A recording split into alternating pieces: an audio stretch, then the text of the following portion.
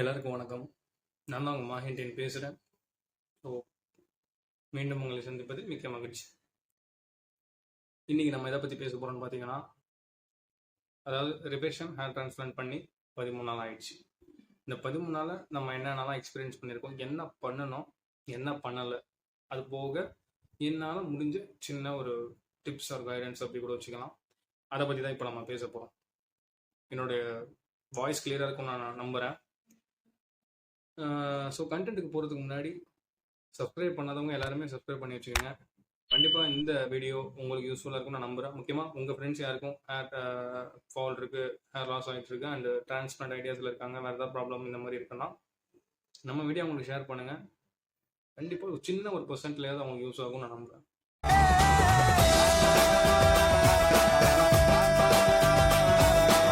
இன்னைக்கு 13 நாள் ஆயிடுச்சு. அதாவது இந்த மாதம் பிகினிங்கில் நான் டிரான்ஸ்பிளான்ட் பண்ணியிருந்தேன். இன்னைக்கு டேட்டு 13, 13 நாள் ஆகுது. ஸோ இந்த 13 நாளில் நம்ம என்ன கடந்து வந்திருக்கோம்னு பார்த்தீங்கன்னா, உண்மையிலே நல்ல ஒரு கான்ஃபிடென்ஸ் வந்திருக்கு. கான்ஃபிடென்ஸுக்கு இதுக்கு சம்மந்தம் இருக்கான்னு கேட்டால் எவ்வளோ பழமொழிகள் இருக்கலாம். முக அழகுக்கும் இதுக்கும் சம்மந்தம் இல்லை அது இதுன்னா, என்னை பொறுத்த வரைக்கும் நம்ம எந்த அளவுக்கு இருக்குன்றது இங்கேயும் தேவை. அதை வச்சு தான் அடுத்தடுத்து நமக்குள்ள கான்ஃபிடன்ஸ் வரும். பசங்களுக்கு ஆக்சுவலாக தெரியும். முக்கியமாக நெத்தி ஏறி இருக்கிற பசங்க, அந்த பால்னஸ் இருக்கிற பசங்களுக்கு நிறையவே தெரியும். வழுக்க விழுந்திருக்கு தலையில. அப்படிப்பட்ட பையனை நீங்க கல்யாணம் பண்ணிப்பீங்களா மாட்டீங்களா? யோசிக்கணும், கொஞ்சம் யோசிக்கணும். போட்டோல கிளார் அடிக்கணும். அது கூட நம்ம அதிகமாக போவானா, அதை நம்ம வேறு நாள் பார்த்துக்கலாம்.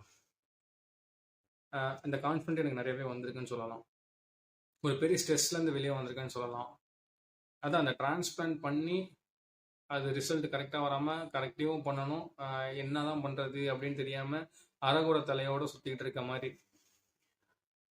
இந்த மாதிரி இதுக்கு வந்து நம்ம பண்ணாமல் இருந்திருக்கலாம். நம்ம ஏன் பண்ணணும், நம்மளுக்கு ஏன் இந்த மாதிரி ரிசல்ட் வந்துச்சு, நம்ம ஏன் இப்படி ஏமாத்தினானுங்க அப்படின்ற மாதிரி ஒரு மைண்ட் செட்டில் இதுக்கு உயிர் இல்லாமல் இருந்திருக்கான்னு சில பேர் ஃபீல் பண்ணுவாங்க. அந்த மாதிரி இது நம்ம பண்ணாமல் அப்படியே கிடந்திருக்கலான்ற மாதிரி ஒரு மைண்ட் செட்டில் இருந்தோம். ஸோ இது வந்து யாருக்கு தெரியும்னா, சரியா ரிசல்ட் வராதவங்களுக்கு தெரியும் இந்த விஷயம். இதை வந்து அவங்க ஃபீல் பண்ணியிருப்பாங்க. இப்போ கூட அவங்க ஃபீல் பண்ணிட்டு இருக்காங்க, அதாவது கரெக்டிவ் பண்ணாமல் இருக்கிறவங்க. ஸோ அவங்களுக்கு இந்த ஃபீலிங்ஸ் தெரியும்.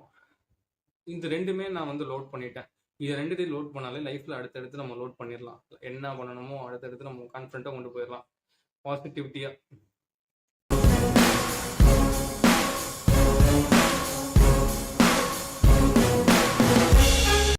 இந்த 13 நாளில் ஃபஸ்ட்டு டேப்லெட்ஸ் இப்போ வரைக்கும் ஃபாலோ பண்ணிட்டு இருக்கேன். Before food, after food.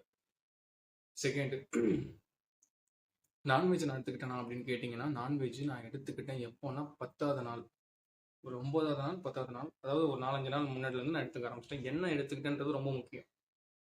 முட்டை மட்டும் தான் நான் எடுத்துக்கிட்டேன், சரிங்களா? முட்டை தோசை இல்லைன்னா பிளைன் ஆம்ப்லேட் அந்த மாதிரி. அதுவும் இதுக்கு ப்ரோட்டீனுக்காக. ஸோ இதை தாண்டி நான் ஏதாவது எடுத்துக்கிட்டான்னு பார்த்தீங்கன்னா, ஃபிஷ்ஷில் சில்லி, அதில் ஒரே ஒரு பீஸ் மட்டும் தான் நான் எடுத்துக்கிட்டேன்.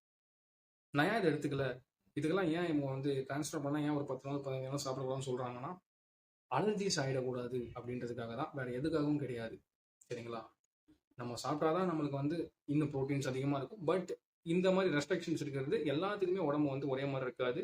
எனக்கு வந்து பிரச்சனை இல்லை. நான் நினச்சா தேர்ட் டே கூட சாப்பிட்ருக்கலாம். பட் நம்மளும் செல்ஃப் கண்ட்ரோலில் இருக்கோம். நம்ம பிரெயினை நம்மளை கண்ட்ரோல் பண்ண முடியாது, நம்ம பிரெயினை கண்ட்ரோல் பண்ணணுன்ற ஒரு டாஸ்க் தான். ஸோ நான் ஒரு செல்ஃப் கண்ட்ரோல் எடுத்துக்கிட்டேன். இந்த இடத்துல நம்ம கண்ட்ரோல் பண்ணி பார்க்கலாம், இது எப்படி இருக்குது, அதை நம்ம கண்ட்ரோல் பண்ணுறோமா இல்லை அது நம்மளை கண்ட்ரோல் பண்ணதான்னு பார்க்கலாம்னா வேறு எதுவும் கிடையாது.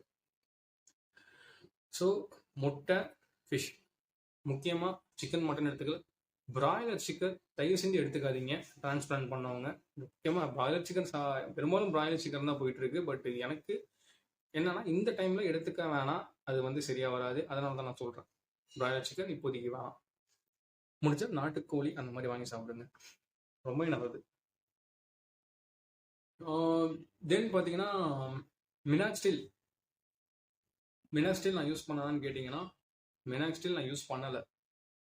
அது எப்படி நீ யூஸ் பண்ணாமல் முடி வளரும்பா அப்படின்னு கேட்டிங்கன்னா, அந்த ரிசல்ட்டை தான் நீங்கள் பார்த்துட்டு இருக்கீங்க. 13ஆவது ரிசல்ட் தான் நீங்கள் பார்க்குறீங்க.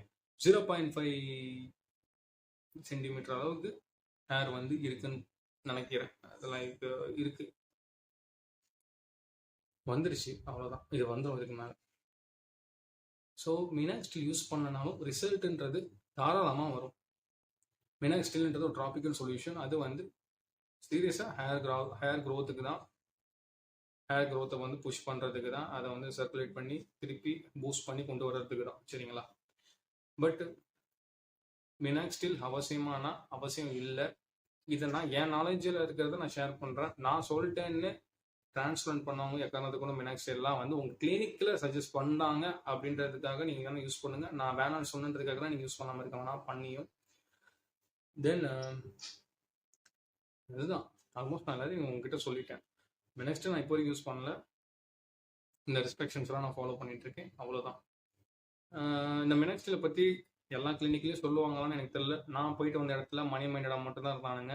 அதை வந்து அவங்க சொல்லவே கிடையாது. டு பி ஆனஸ்ட், அவங்க வந்து ரொம்ப ஒரு மாதிரி, அவங்க எனக்கு ஆக்சுவலாக அந்த மாதிரி கூட ஒரு ஈவில் பர்சன்ஸ்லாம் இருக்காங்களா இந்த உலகத்தில் அப்படின்றது நான் இப்போ ஒரு 2-3 இயர்ஸாகவே அது அந்த மாதிரி கூட இவ்வளோ கேவலமாக கூட இருப்பாங்களா, மணி மைண்டடாக மட்டுமே இருப்பாங்களான்னா எனக்கு வந்து சீரியஸாக தோணிட்டு இருக்கு. அந்தளவுக்கு எனக்கு உள்ள கோபமுமே இருக்குது. 2019 நம்ம போய் பண்ணி நமக்கு ஃபெயிலியர் ஆச்சுன்றதெல்லாம் இப்போ ரிவிஷன் பண்ணியிருக்கோம். ரிவிஷனில் நான் வந்து கரெக்டான கிளினிக்கை சூஸ் பண்ணி நான் வந்து கரெக்டாக நான் பண்ணியிருக்கேன். பட் என்ன மாதிரியே எல்லாருமே அவங்களுக்கு திருப்பி செகண்ட் சான்ஸ் கிடைக்குமானா கிடைக்காது. ஏன்னா இப்போ வரைக்கும் நிறைய பேர் வீட்டில் வந்து வேணான்னு சொல்லிட்டு இருக்காங்கன்னு என்கிட்டலாம் சொல்லியிருக்காங்க. அவங்களுக்கு ஆசை, அவங்க வீட்டில் வேணான்னு பயப்படுறாங்க. ஸோ இந்த மாதிரி விஷயங்களில் நிறைய கிளினிக் வந்து கரெக்டாக எடுத்து கொண்டு போய் அவங்களுக்கு வந்து நல்ல ரிசல்ட் கொடுக்குறாங்க. சில கிளினிக்ஸ் வந்து ரொம்ப சீப்பாக இருக்காங்க, காசு மட்டுமே அப்படின்ற மாதிரி இருக்காங்க. அது வந்து வேற ஸ்டேட்லேருந்து மட்டும்தான் இல்லை, தமிழ்நாட்டிலுமே இப்போ வந்துருச்சு. சில கிளினிக்ஸ்லாம் இருக்குது, காசு மட்டும்தான்ற மாதிரி இருக்காங்க. இந்த மாதிரி ஈவில் பர்சன்ஸ் கிட்ட இருந்தெல்லாம் நம்ம கொஞ்சம் தள்ளி இருக்கிறது ரொம்பவே நல்லது, சரிங்களா? ஸோ ரொம்பவே கேர்ஃபுல்லாக இருங்க கிளினிக் சூஸ் பண்ணுறதுல. ஏன்னா இப்போ அடுத்து பிகினர்ஸ், இப்போ வந்து ஸ்டார்ட் பண்ண போகிறவங்க, ஹேர் டிரான்ஸ்பிளான்ட்டுக்கு பிளான் பண்ணிட்டு இருக்கவங்களுக்கு நான் முக்கியமாக தான் நான் சொல்லிட்டு இருக்கேன். கிளினிக்கை சூஸ் பண்ணுறது ரொம்பவே முக்கியம். எல்லா டவுட்ஸுமே கேளுங்க, எல்லாமே கேட்டுருங்க, நாலேஜை நல்லா வளர்த்துக்கங்க. நான் ஏன் அதெல்லாம் சொல்கிறேன்னா, நான் பட்ட எனக்குள்ள ஒரு தீ பத்துச்சு, நான் வெளியே வந்துட்டேன். என்ன மாதிரி எல்லாம் வருவீங்களான்னா கண்டிப்பாக கிடையாது. உங்களுக்கு அந்த சான்ஸும் கிடைக்காது. எனக்கு அந்த சான்ஸை நான் ஏற்படுத்திக்கிட்டு தான் நான் வெளியே வந்திருக்கேன். அதனால சொல்கிறேன், இந்த மாதிரி ஃப்ராடலண்ட் கிளினிக்ஸ் கிட்ட இருந்து ரொம்ப தூரமாக இருங்க. அவ்வளோதான் என்னால் இப்போதைக்கு சொல்ல முடியும், சரிங்களா? ஸோ கண்டென்ட் முடிச்சிருந்தா லைக் பண்ணுங்கள், சப்ஸ்கிரைப் பண்ணாதவங்க சப்ஸ்கிரைப் பண்ணிக்கோங்க, உங்கள் ஃப்ரெண்ட்ஸ் எல்லாத்துக்கும் இந்த வீடியோ ஷேர் பண்ணுங்கள். நெக்ஸ்ட் ஒரு நல்ல ஒரு கண்டென்ட்டில் சந்திக்கலாம். Until take care guys, by.